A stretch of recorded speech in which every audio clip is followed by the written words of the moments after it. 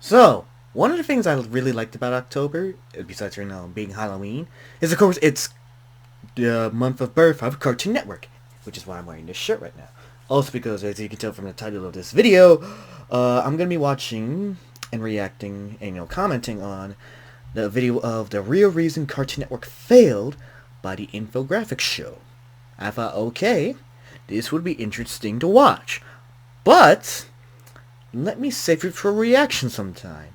Even though the video is about 2 months old, I thought it'd be best to do this type of reaction for in October, which is, the birthday for Cartoon Network. Man, over 30 years, man, it's crazy. But however, in the past few years, it's really fallen from grace, unfortunately, due to things like the Warner Brothers Discovery merger, and all that changing, and the whole purge of a lot of and some shows that air the network being purged from streaming in other places. The notorious ones being Mau Mau and Victor and Valentino. I was just like, God damn it! Why do these things end on a cliffhanger? It should honestly, it should be a law or it should be illegal for things to end off cliffhangers like this. I'm just saying. I wish it could be a case, but that sound too stupid of a law. But you get what I mean. It should be illegal. Anyways, but yeah, throughout the past couple of years, yeah, Cartoon Network has taken a bit of a nosedive, and it's kind of sad, honestly. I've grown up with Cartoon Network my whole life, and it's kind of see how it's fallen from grace a lot due to Warner Bros. Not giving a shit, and other things, changing in the past decade. So, yeah. Very sad. And, with the Cartoon Network Hotel in Pennsylvania closing down too by the end of, I think, January? Or by the end of this year, which is also sad. I was like, damn. This sucks. Things aren't really looking too good nowadays, aren't they? Which is a shame, because I think the world needs Cartoon Network. That's what I believe. As weird as it sounds, I believe the world needs Cartoon Network because we need cartoons in our lives. That's my philosophy. A shitty one, but yeah. Cartoons, are for everybody. Mainly for kids, but there's also ones out for teenagers and adults too. Hell, look at the animated shows on, other ones like, Comedy Central, Fox, Adult Swim. A whole bunch. So, I'm just saying. Anyways, yeah. But y'all came here to see me react to this and to give my thoughts and opinions here on the real reason Cartoon Network failed. So let's see what the infographics show has to say about this, shall we? It used to be the cornerstone of Saturday mornings. No school, no homework, just back-to-back cartoons. But now... Oh, and Friday nights. Friday nights were fun as well for cartoons. Those were the best times. Friday nights and Saturday mornings were always the best times for cartoons. Memories. Network that defined an era is in an early grave. Today, with 24/7 streaming and endless networks, kids don't have to wait until the weekend. They can watch cartoons anytime, anywhere. So that part exactly also makes what sense. happened to Cartoon Network? Was it streaming giants, shifting habits, or was it an inside job? Find out on this episode of the Infographics Show why Cartoon Network failed. And don't forget to subscribe.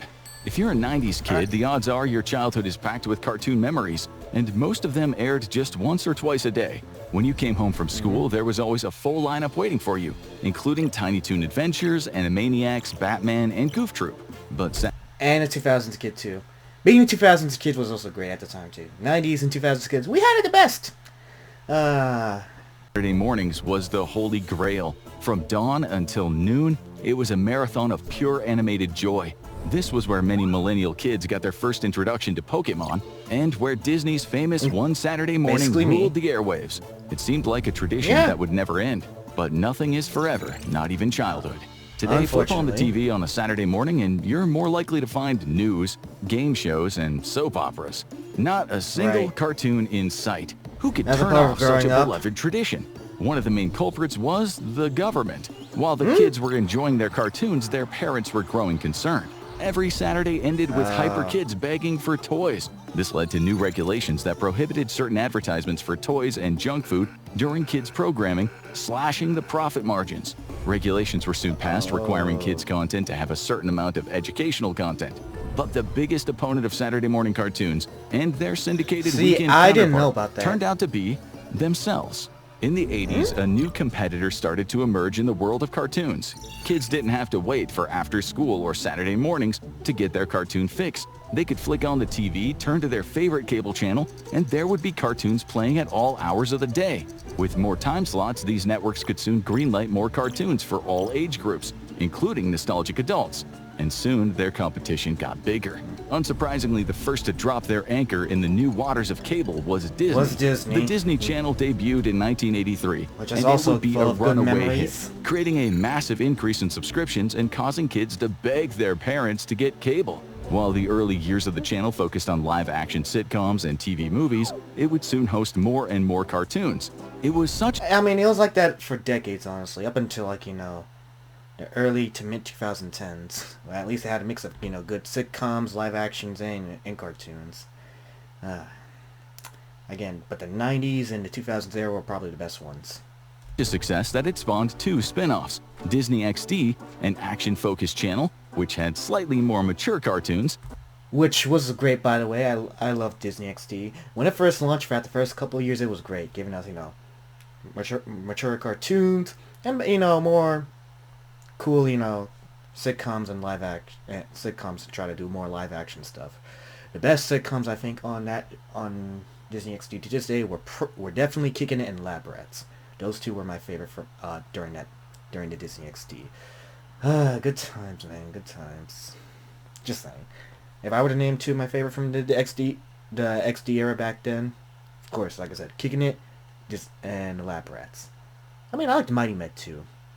But yeah, I wish, you know, Elite Force didn't fail.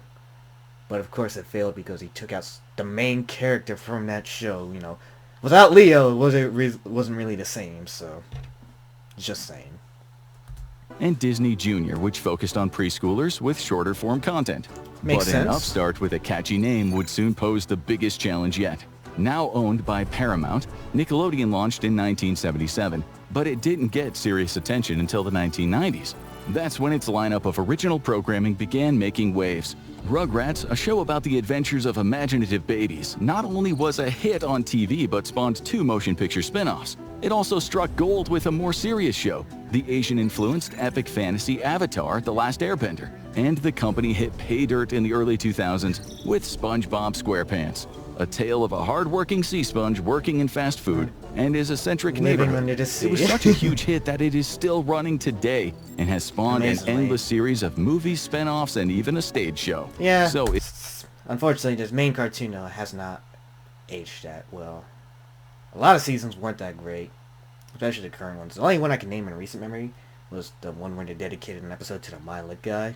That one's like 7 years old now.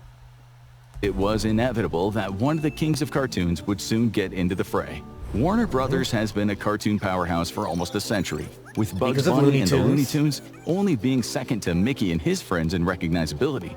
They still have a huge fan base, so it was no surprise when they joined the cable cartoon fray in 1992 with Cartoon Network.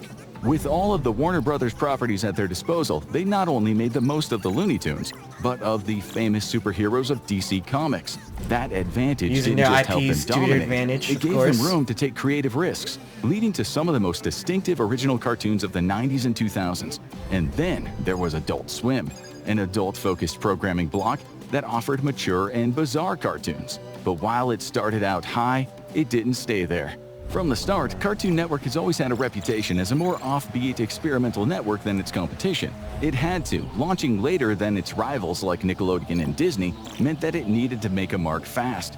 While its early Right. shows focused on classics like Looney Tunes and Tom and Jerry, as well as DC Comic shows like Justice League and Teen Titans, before long they Which are rolled also out classics. original and experimental content that gained them a lot of acclaim and a lot of confusion. Now, when we say experimental, we mean some of those shows are weird. Early Cartoon Network original hits included Dexter's Laboratory, about a pint-sized mad scientist, Powerpuff Girls, about a trio of preschool-age superheroes, and the deeply traumatizing Courage the Cowardly Dog, featuring a tiny pup fighting the eldritch abominations threatening his elderly. Okay. Okay. Out of the three you just mentioned there, the only one you could say that was really weird is Courage the Cowardly Dog. How is Dexter's Laboratory and Powerpuff Girls weird? How? In the 2000s, the network's signature show became Adventure Time, about a boy and a talking dog exploring a realm of talking candy and strange monsters. And to be fair, it had its hit and miss times, but it was still great nonetheless. Of course, I wouldn't say it's the greatest Cartoon Network show of all time, but that's just probably my opinion. But still, it was great nonetheless. But I'd definitely put it in my top 10 for sure. Paved the way for shows like Steven Universe, which saw a family of sentient cosmic gems raising a half-human, half-alien boy. Which was another great show. Too bad the fan base is awful. Show, a surrealist comedy about a raccoon Another and a great blue one. jay working dead-end jobs, and the Amazing World of Gumball, Gumball. a series Another that one featured that is bizarre legendary. and surreal visual gags. Again, the 2010s renaissance of Cartoon Network. Ugh. Those were great times too. I do find it a crime though that you're not mentioning shows like Ed and Eddie and Ben 10 as of right now. The network had a loyal fan base, even if most didn't know how to describe It their did. favorite show. I'm one of And them. It wasn't just the kids who fell for this strange new network. While Nope. Disney and Nickelodeon stuck to strictly family-friendly fare, Nick at Night's classic sitcom reruns being the closest it ever came to adult content, Adult Swim veered in the opposite direction. Its first original show was Space Ghost Coast to Coast, which reinvented the classic superhero as a talk show host. The network aired action-packed anime, reruns of adult sitcoms like Family Guy, Family Guy, and assorted and others. original shows. That was until it hit the jackpot with Rick and Morty, a sci-fi show about a mild-mannered boy traveling the multiverse with his deranged mad scientist grandpa.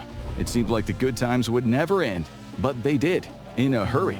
If you look at Cartoon Network today, it's a shadow of its former Yeah. self. It's so dramatic, in fact, that the network has barely any original shows on it. Most of the popular ones have ended. Unfortunately. Some have migrated elsewhere, and others have been abruptly canceled by the network. But that doesn't mean Cartoon Not Adventure Time though. Those ones weren't canceled. If you would have shown ones that were actually canceled, like at Victor and Valentino and Mau Mau, I would have put those images instead. Just saying. Network is extinct by any stretch. It's still running from 6 a.m. to 5 p.m., but what kids will I still question why they shortened the block for Cartoon Network though. I never understood that part.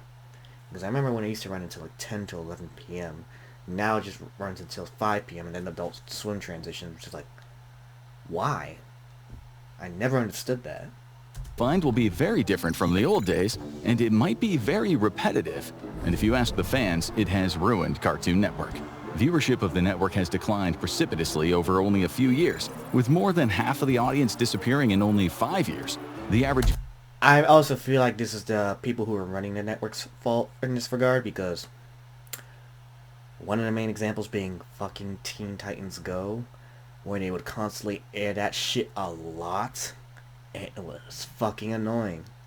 Let us not forget there was a time I think they aired Teen Titans Go all day for like 1 or 2 days, and I was like, oh my god. And plus, there's not a lot of original shows now that they used to air. They only air like a few shows a day. Not as diverse as it used to be like back like a couple years ago. So that's the other reason.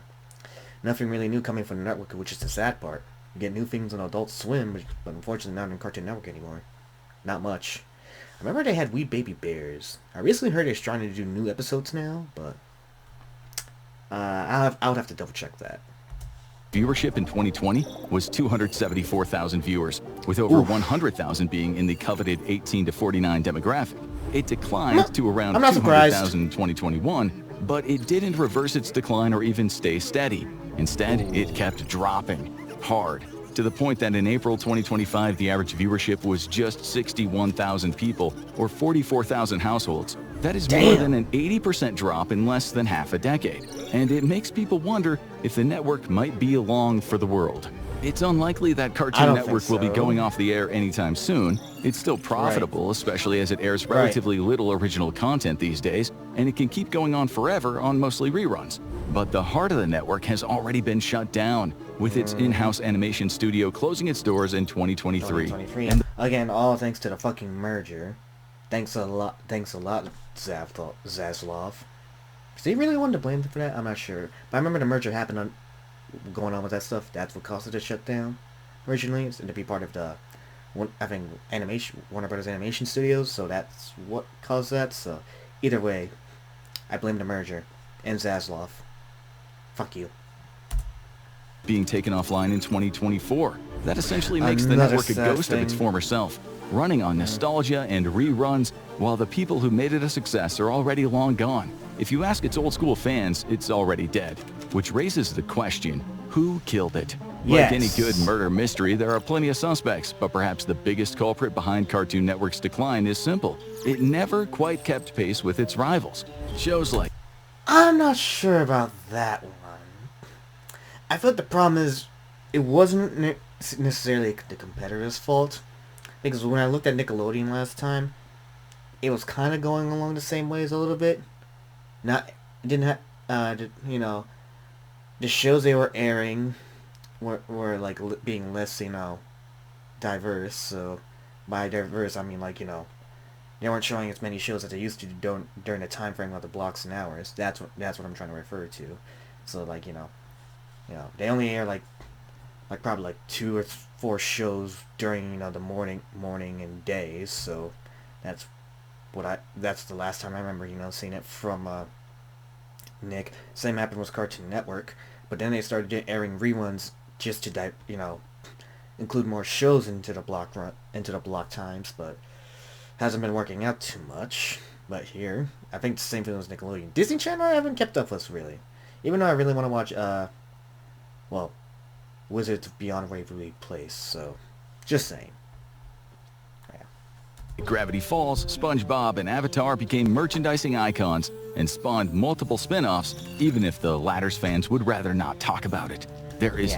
Yeah, but hell, hold on, the problem is even then, this was like during the early 2010s though, early to mid 2010s. Well, you can go, you know, and you know, the late 2000s I guess, but you know, mainly the 2010s. Even then, there was still plenty going on, but it was all 3 networks. That wasn't the problem. I believe the problem was, you know, the direction that the executives were taking was the network, and look what happened. I remember the main thing was Christina Miller when she was president. Everyone kind of turned on her because she was more going into the streaming gang later on and didn't really help the network that much, so... movie and Bossing say. But Cartoon Network shows were always cult hits at best. None of the original properties have ever had a theatrical movie spin-off, for one thing. The closest was probably the adult-skewing Rick and Morty, but its biggest success involved a PR disaster and a riot over McDonald's Szechuan sauce. And they also haven't broken out into the real world. One of the biggest ways a kid's property becomes an empire these days is with a presence in theme parks. Disney obviously has an entire theme park empire to itself, and its most successful cartoons can hold court there. Nickelodeon has multiple licensing deals with top theme parks, including the indoor Nickelodeon Universe theme parks at a pair of giant malls, and several areas dedicated to its characters at Universal Studio Parks. While Cartoon Network's parent company Warner Brothers does have a licensing agreement with the Six Flags chain, it's usually limited to some branding and character meet and greets. Yeah, but it's usually limited to, like, you know, mainly Looney Tunes and the DC universe. So, I've been to Six Flags. The last time I was like, 7 years ago now? 7 or 8 years ago?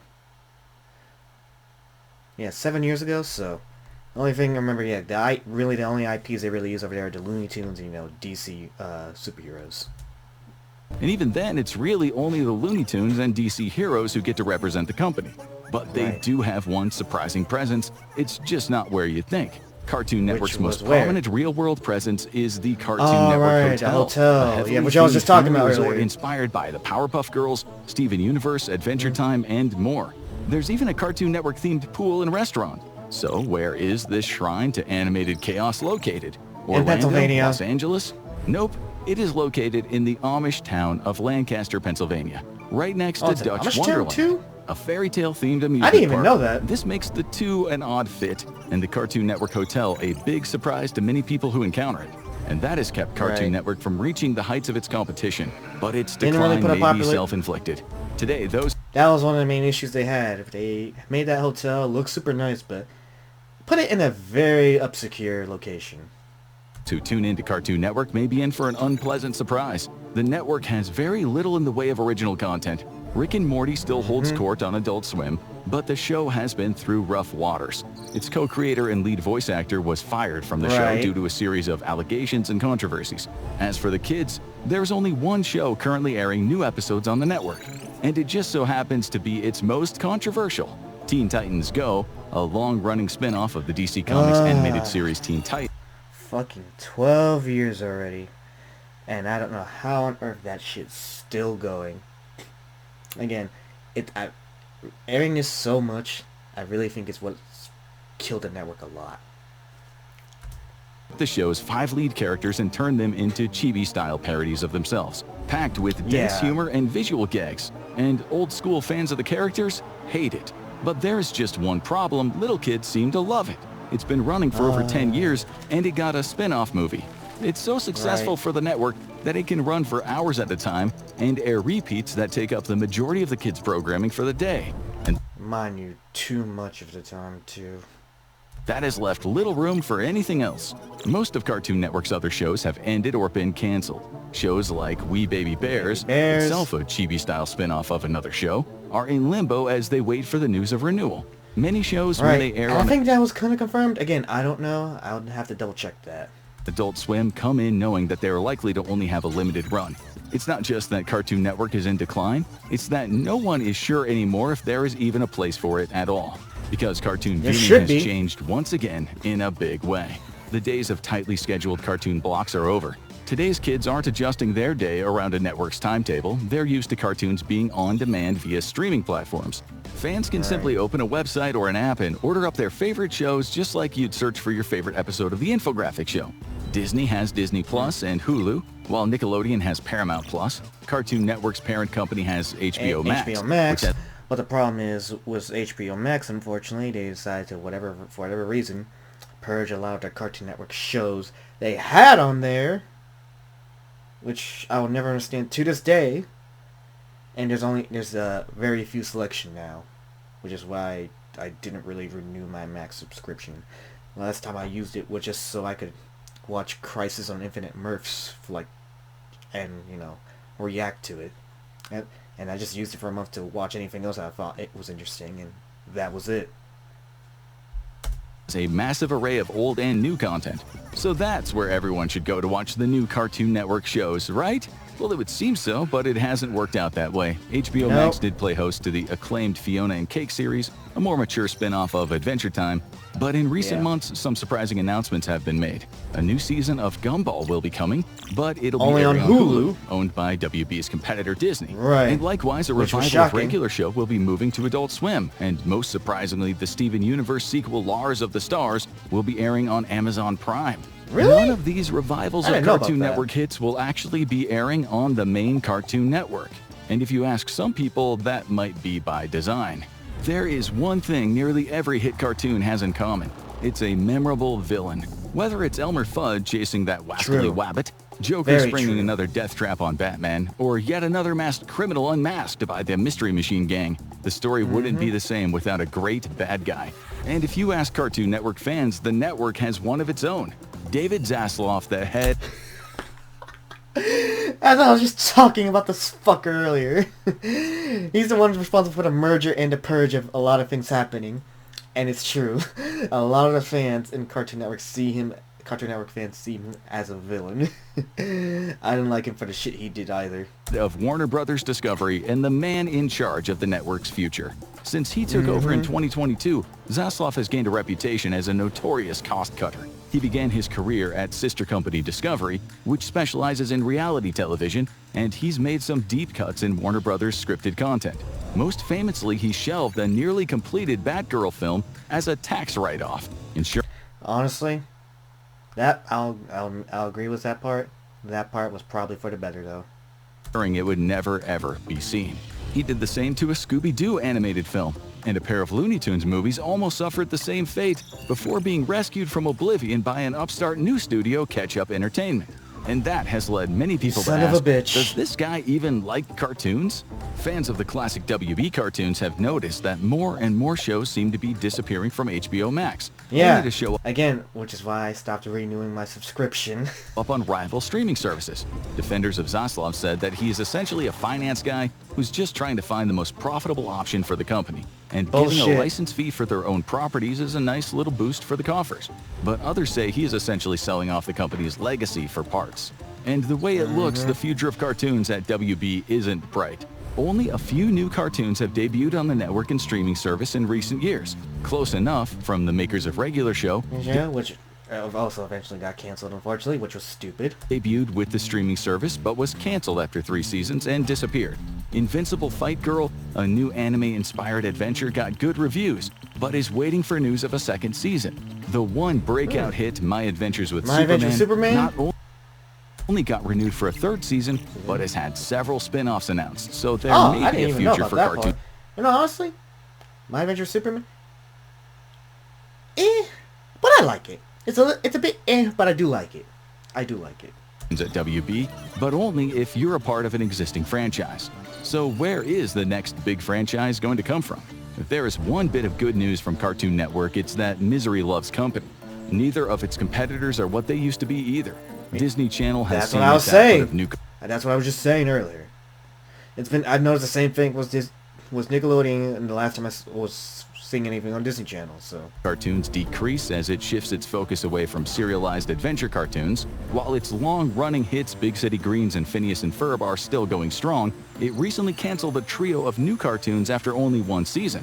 Both it and Nickelodeon It's have sad. detailed several of their most popular cartoons over to the streaming services as the audiences for cable TV continues to decrease. But the biggest competition may be coming from an unexpected source. Now, if you Which ask is? kids today what they're watching, you're likely to get a very simple response. It's not Mickey Mouse or Looney Tunes, and it's certainly not any of Cartoon Network's former hit shows. The most popular cartoon for beginning viewers today is Coco Melon, an independent cartoon for toddlers that focuses on simple skits and musical numbers starring crudely animated babies. What started off as a YouTube show became a regular feature on Okay. Netflix and soon on Disney+, made for a fraction of the cost of cable TV animation. Okay, And wow. it might just be the start of what people are calling brain rot. Many young kids start their cartoon watching lives with colorful YouTube videos, many of them featuring copyrighted characters from Disney and Nickelodeon, but very much not by these companies.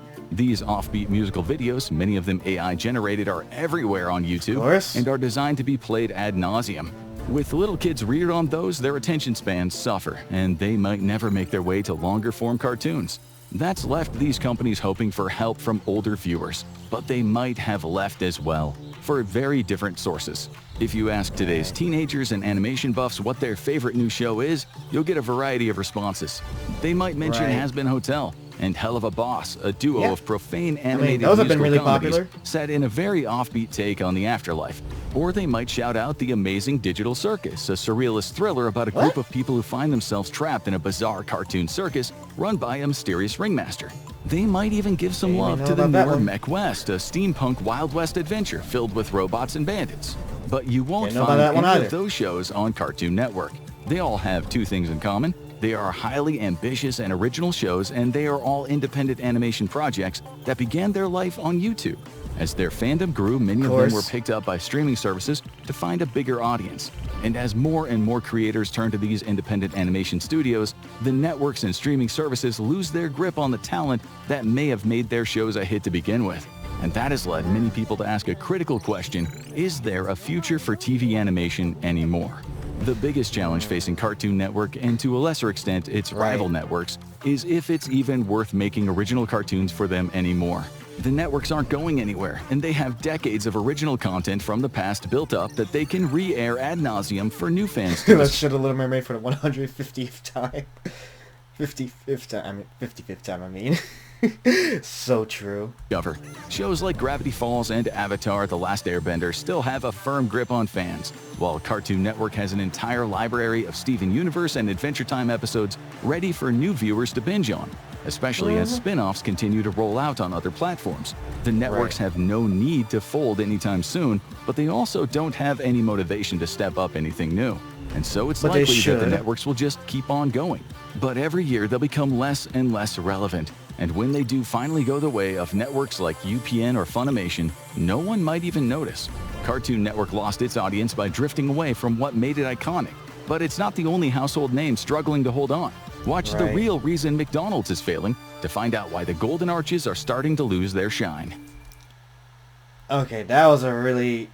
that was an odd sentence to end this video on, but okay, infographic show. Right. Okay. So, I kind of get that part, but... Let me see. I want to check out some of these comments real quick. I am forever thankful to Cartoon Network and by extension Toonami for making my childhood and introducing millions of people to anime. True. Toonami also did that for us. So, otherwise we wouldn't love anime like we do today, huh? Yeah, why is it as soon as I grow up everything starts failing? Unfortunately, that's my thing. The fact that they didn't mention Ed and Eddie, Billy and Mandy, KND, or Ben 10 feels criminal. Yeah, that feels criminal indeed. How you gonna mention a few iconic shows and not mention these four right here, which also made the network iconic? Like, I have 3 of them right here. God damn it, how you not mention them? Just saying. Just saying. Thank God I grew up in an era where Teen Titans Go had never existed on Cartoon Network. You were lucky. I still watched it even when it was on the network. Cartoon Network was a success in my eyes. The era of Ed and Eddie, Courage the Cowardly Dog, Dexter's Lab, Codename Kids Next Door, Code Lyoko, amongst many others, will forever be the greatest era in cartoon history. I agree. I definitely agree. 1999 through 2006 was the true golden age of Cartoon Network. The original Toonami getting axed was the beginning of the Cartoon Network's slow and painful death. Yes, that I can agree on. Up until we got the Renaissance in the 2010s. Cartoon Network kids had it good back in the day. We really did. Oh man, I still think my favorite year was probably 2005. Back when we had CN City and probably like the summer of 2005, which I still say is the best summer on Cartoon Network ever. I even made a whole video about that like years ago, so... Cartoon Network kids had it good back in the day. We had Courage, Chowder, and Ed and Eddie, yep. As a Romanian, I will forever be thankful for Cartoon Network for teaching me English in the 90s and being where I am now professionally. Hey! Good for you, man. Good for you.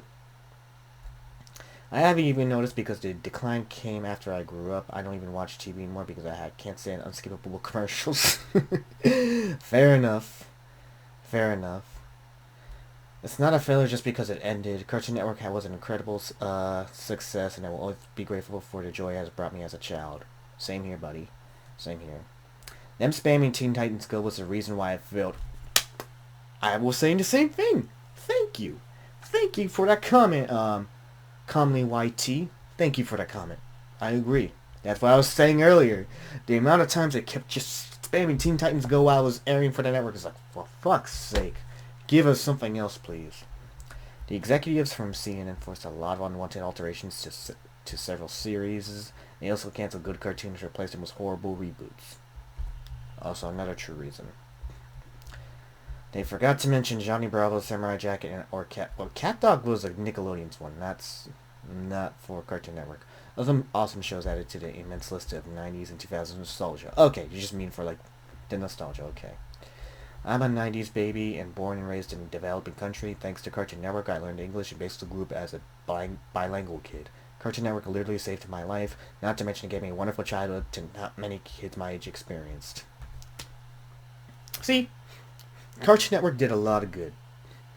As weird as it sounds, Network did a lot of good for people, as people are giving their testimonies here, in this comment section. They broke the promise. They used to have a commercial that was a promise to never show anything but cartoons we love. Never a show was real people. Not only did they... Okay, that part was, I think, was Stuart Schneider's fault when he was president during his time frame. And that's what led to, you know, the live action stuff in the late 2000s and early 2010s. Not only did they take all the shows we loved, but they started doing tons of non-cartoon stuff and it all went to crap. Not entirely. Some of it was alright. I mean, Dude, What Would Happen was fine. So was Destroy, Build, Destroy. But those are only good ones. Ben 10, K&D, and Grim Adventures were my childhood. Honorable mentions to Foster's Home. True. True. Death of Toonami was the start of the downfall. Yep. Cartoon Network failed for simply one reason. They stopped making iconic cartoons and only started producing flops nobody wanted to watch. True. And if they produced, you know, original cartoons, for whatever reason, it just wouldn't last long. And it would just you know, end up in limbo forever. Biggest examples, Mau Mau, Infinity Train, Elliot from Earth. I don't know if anyone even still remembers that cartoon. That aired like a couple years back, like 4 years ago, if I remember, 4 or 5 years ago. And for whatever reason, after it just stopped airing. Just stopped airing out of nowhere. And same was Victor and Valentino. Man, I just started liking the show, and all of a sudden it just went to. I was so mad about that. I will never forget that. Also because, one of the reasons I like the show because one of the main characters had my name. Cartoon Fridays followed by Toonami were the best times. Indeed, it was some of the best of times. But that's a lot of comments to read for there. I just wanted to read a couple to see what the people would say and give my thoughts. But for anyone who's watching, please let me know your thoughts too. Let me know what you think why it failed. Like I think. I kind of agree with the infographic show said. I didn't agree with some of it, but I agreed with some of it. I agree with half of what they said, disagree with half of what they said, basically. A lot of comments basically show the same thing. It's like, they basically agreeing with what I said is why I think it was failing, and why it did fail. So, but it's still here with us, and Lord hopes that it can stay with us a little while longer, so let's just hope. But anyways, for those who are watching, thank you for watching, and until next time, I'm out.